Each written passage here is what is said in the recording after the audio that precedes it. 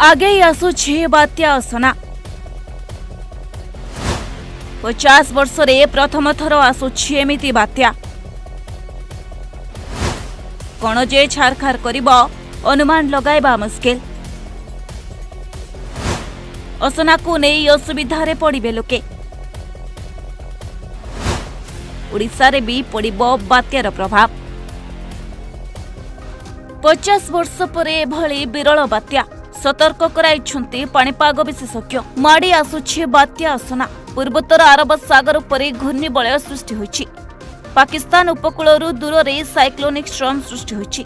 आ सामुद्रिक झड़र ना रही असना। गत 6 घंटा धरी 10 किलोमीटर बेगरे यह गति करुछि। गुजरात नलिया ठारू पश्चिम रे 310 किलोमीटर दूर रे रहिछि। पाकिस्तान कराची 210 किलोमीटर दक्षिण पश्चिम दिगरे बात्या रहितबा जणा पड़िछि। ओमान दक्षिण पूर्व एवं मस्कट 760 किलोमीटर दूर रे रहिछि बात्या।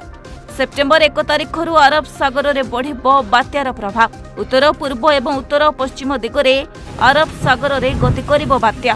सेप्टेम्बर 2 तारिख बेलकू दुर्बल होई पारे बात्या। सौराष्ट्र कच्छ उपकूल को बात्या सतर्कता जारी होछि। जा प्रभाव रे आज गुजरात उपकूल रे वर्षा जारी रहिबो।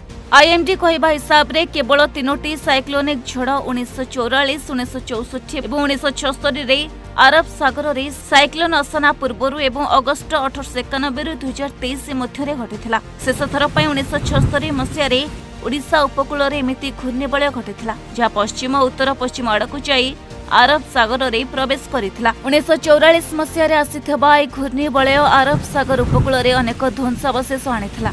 एथि सहित 1964 रे आसीथबा घूर्णिबलय गुजरात उपकूल रे विकसित होई सेठारे शेष होइथिला। तबे वर्तमान समय रे भारतीय पाणीपाग विभाग कहिछि कि विदर्भ, छत्तीसगढ़, मध्य प्रदेश, पश्चिम बंग, सिक्किम, आसाम, अरुणाचल प्रदेश, नागालैंड, मणिपुर, मिजोराम, केरल, बिहार, झारखंड एवं ओडिशा रे प्रबल वर्षा नै अलर्ट जारी होइछि। सेथिपई ए सब राज्यगुड़िक सतर्क रहिबाकू कहिछि पाणीपाग केन्द्र।